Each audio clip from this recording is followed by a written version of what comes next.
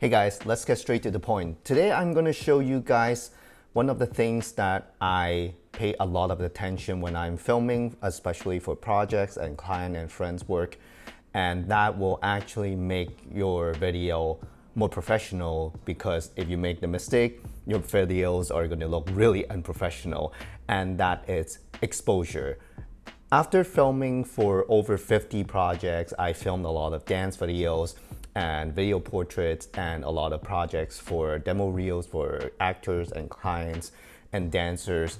I noticed one thing that I pay so much attention, especially when you're setting up the shot, is exposure, because if you have the wrong exposure, it's really gonna be a hard thing to do in post to fix the exposure to make it correct. When it comes to exposure, that means like how bright your image is when you're filming.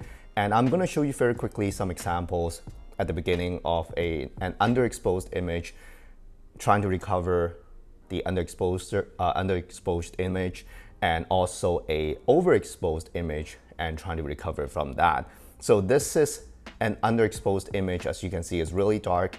I only have the key light set up on the right hand side of the frame right now. And you can see that this is super dark. This is in DaVinci Resolve, by the way. Everything is based on having DaVinci Resolve. That's why I have the ability to recover shadows a little bit better than other people if you don't have DaVinci Resolve, especially a paid version. So here I have a global wheel at the bottom where I can actually adjust the exposure after filming. This is like increasing the exposure by stops, like on your camera. And if I drag this slider to the right, you can see that the image is getting brighter and brighter. When I'm doing this, I want you guys to focus on not only the image itself, but also the parade scopes at the bottom right.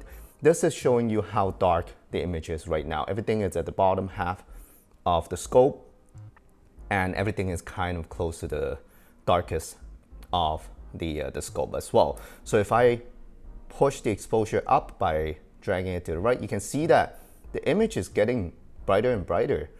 And if I fill the scope from the bottom to the top, you can see that the exposure of the image is not bad. It's recoverable, because underexposure, to me, it's much easier to fix in post than overexposure, because whatever that is, overexposed, let's say your highlights are clipped, depends on your camera. Some cameras, they're recoverable to a certain extent, but most of the cameras, especially the consumer level cameras, you cannot recover the clipped highlights. So for my purposes, I much rather underexpose the image, protect the highlights so they're not clipped, and recover the shadows in post. So that's my workflow. And I know a lot of people, especially when they're filming on Sony, I'm filming on Sony most of the time right now, that they want to overexpose, especially if they're filming in S-Log3, so they can avoid having a lot of noise in the shadows. But for me, I don't want the clip highlights. That makes the image look so much cheaper, at least to me and to my friends and clients. So I will always protect the highlights, because I will show you the reason why. This is the underexposed image recovered. Not bad, definitely not the best image, because it's not looking good anyway still, but I can have the ability to recover the shadows. And especially in DaVinci Resolve, the paid version, I have noise reduction available for me. So in my previous videos, I showed you guys that I can apply a really simple noise reduction. I'm just gonna do it super quickly. If you want more detailed information, you can watch my other color grading tutorials. Basically, I have the same settings most of the time. This is my noise reduction settings for most of my Sony cameras and Sony images. And I don't have a super heavy noise reduction applied, because I don't want to make the image look really mushy. But you can probably see that in the shadows area, if I apply the noise reduction, it cleans up a lot of stuff, especially if you pay attention at the parade scopes at the bottom right, that things get cleaned up pretty easily. And it was really underexposed before. If I turn off all the node, not this one, I'm gonna turn off everything just like that. this was the original image. I added some sharpening because I know, like, not because that I know the noise reduction is gonna make the image a little bit softer. Not only because of that, but because I was filming in HD, so that's why it looks really not sharp to begin with anyway. So I added a little bit of sharpening. You can see that I have the blur set to 0.47. That's usually how I added sharpening into my Sony ZV-1 images. So this is the recovered shadows or exposure raised image with noise reduction. It's still watchable, at least to me. It's recoverable. Now I'm going to show you an overexposed image. This one right here at the beginning, I have it pretty much properly exposed with the key light, but after a while I have something like this. This is quite overexposed, and I have it set for the rest of this clip right here.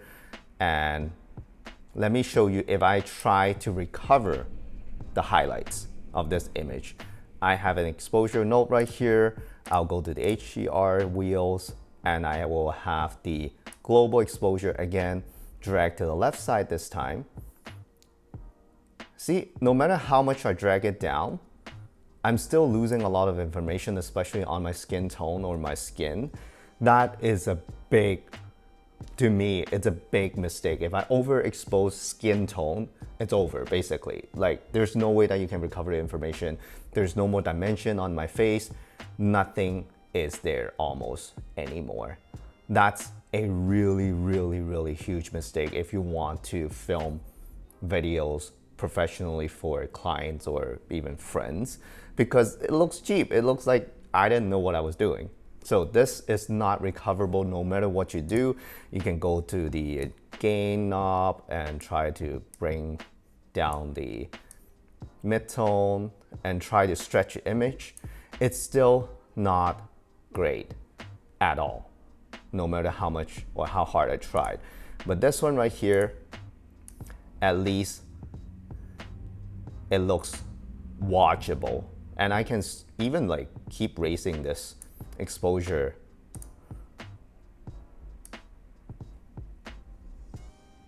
Yeah, this is the underexposed one. Originally it was super dark. Oops, I did it on the sharpening wheel. I mean the sharpening node. Let me reset that.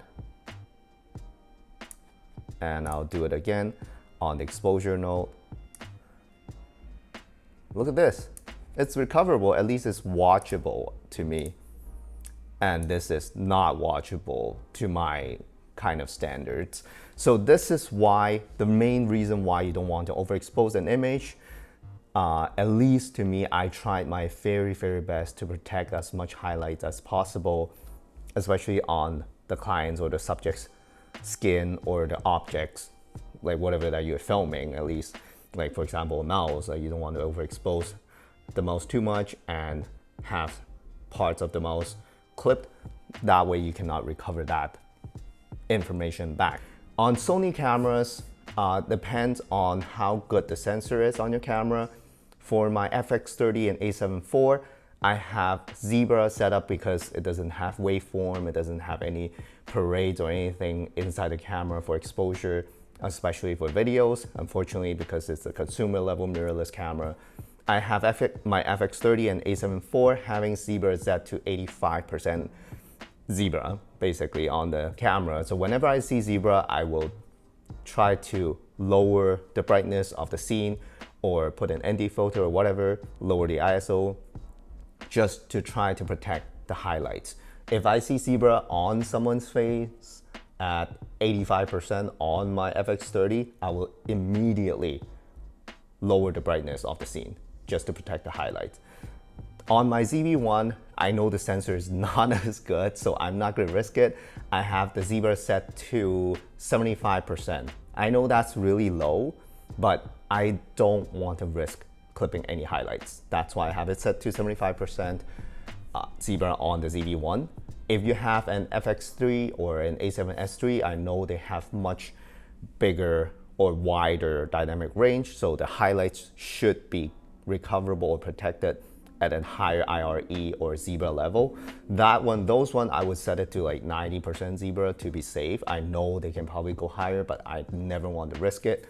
On my Blackmagic Pocket Cinema Camera 4K, the BMPCC 4K or 6K, I always have it on the false color. With that function, I can see what's clipping. I will never let anything reach the red zone. And if you're filming on Blackmagic cameras, they actually have a highlight recovery.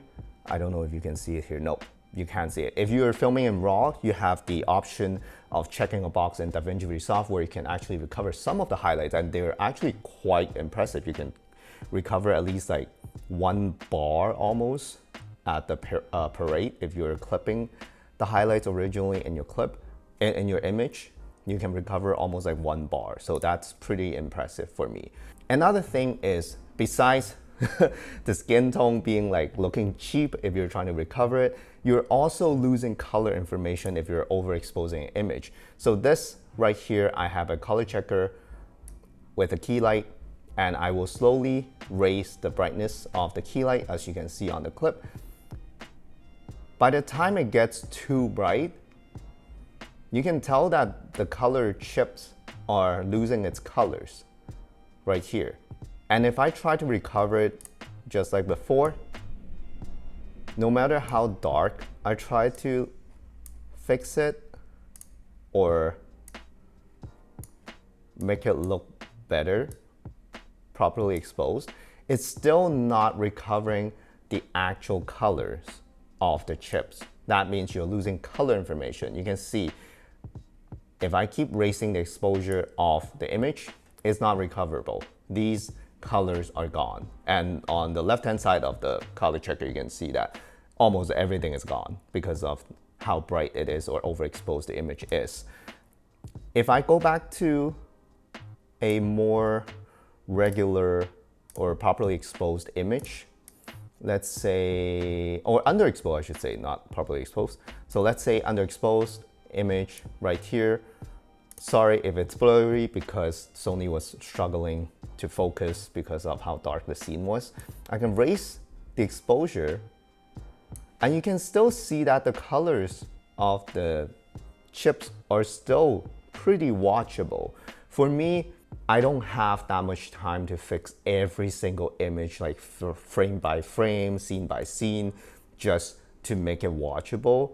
I would much rather protecting the highlights and fix whatever shadows that are kind of underexposed in post. As long as on your screen of your camera that it's not like completely black, then it should be okay.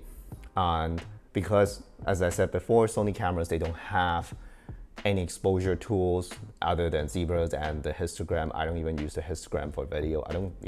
I think you can add it onto the video monitor, but you can't really monitor the brightness. If you use an external monitor, yes, you can do that, but unfortunately Sony cameras does not have anything built in. Then I will protect the highlights. That's my first tip for making your video look more professional so they don't look cheap. These videos that I'm planning to make are basically trying to tell you guys what to avoid doing in order to make your videos not as unprofessional. That way it'll look more professional and better. The last thing I want to talk about is also related to colors, but this one is related to color lights. The reason is because I filmed a lot of dance video where they love using color lights, LED light, tubes, panels, everything.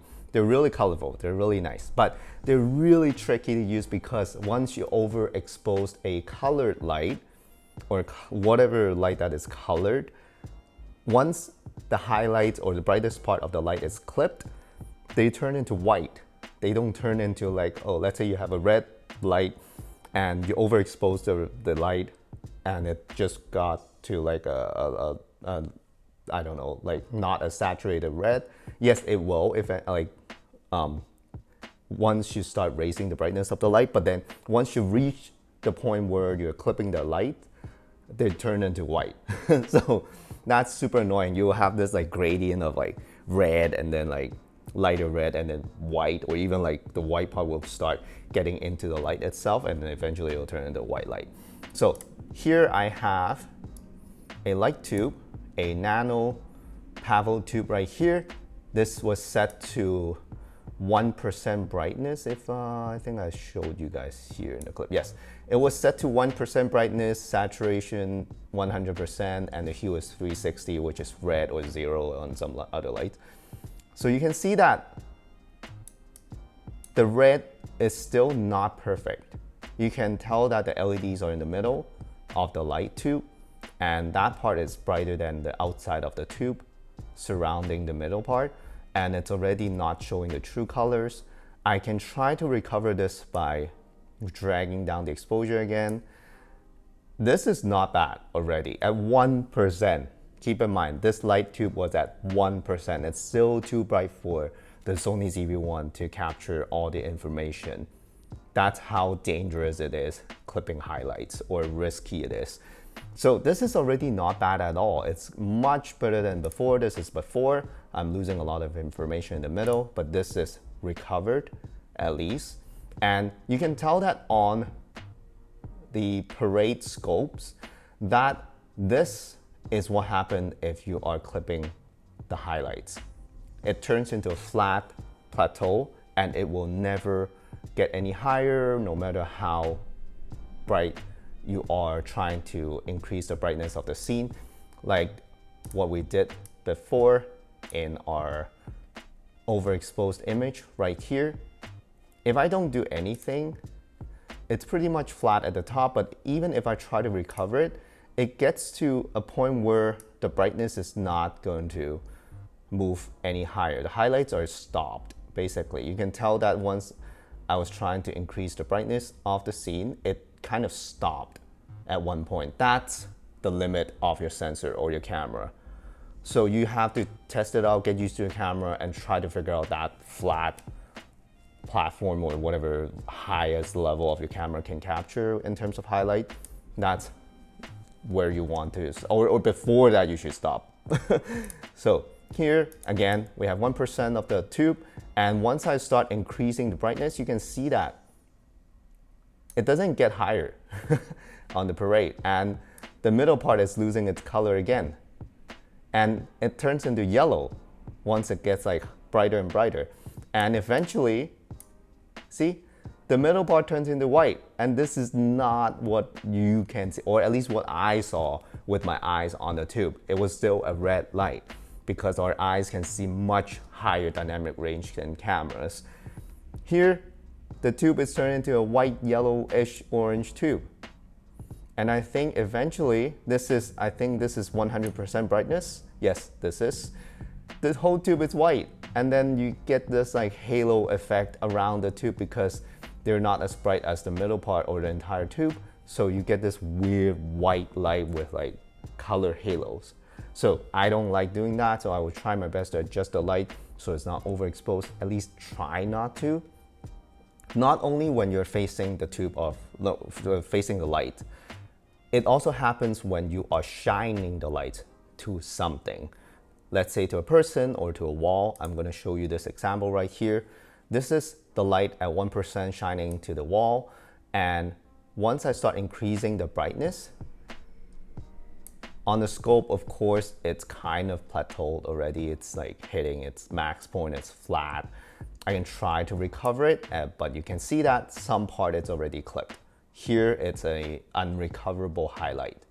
But other colors are fine because it's a red light, so you'll have like this yellow thing, yellow color with a mix of green and blue.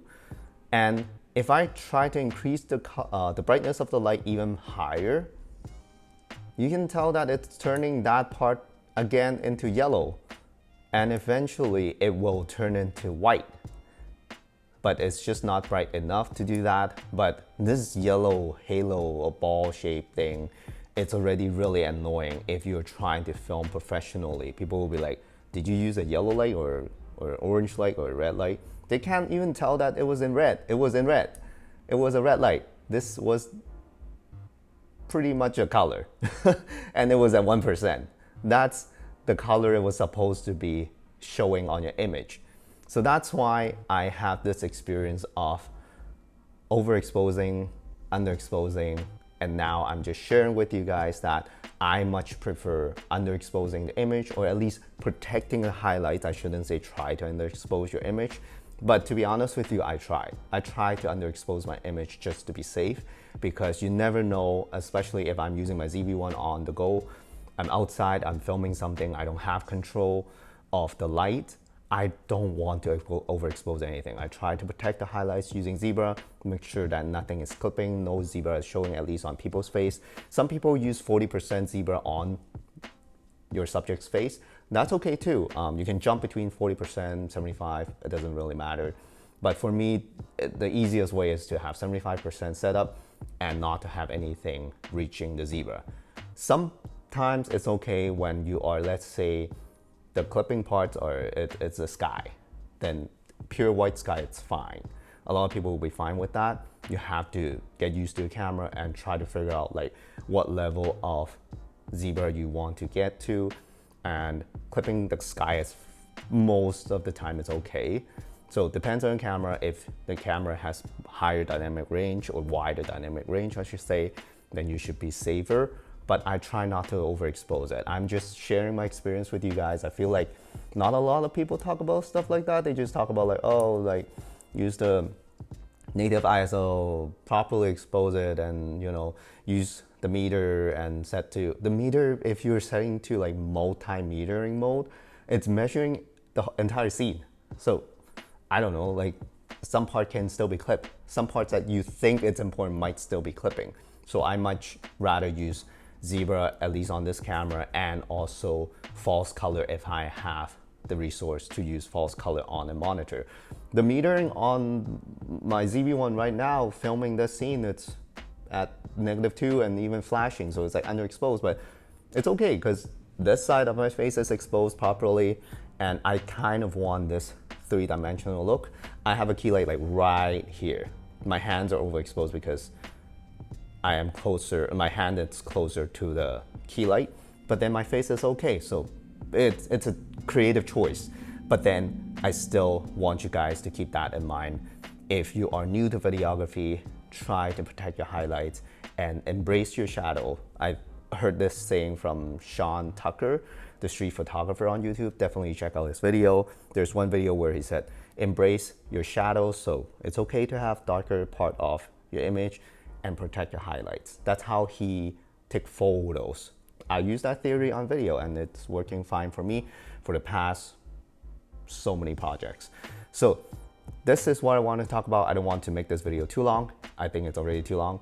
But thank you so much for watching, and I will try to make more videos like this where I share my real life experience of me by myself filming and not having too much control when I'm filming, and not having people helping me up on set, and still make good images. So yeah, let me know in the comment section down below if you like this type of videos, or if you want to talk about your experience of overexposing, underexposing, or any tips that you want to share and you want me to talk about and try it on set.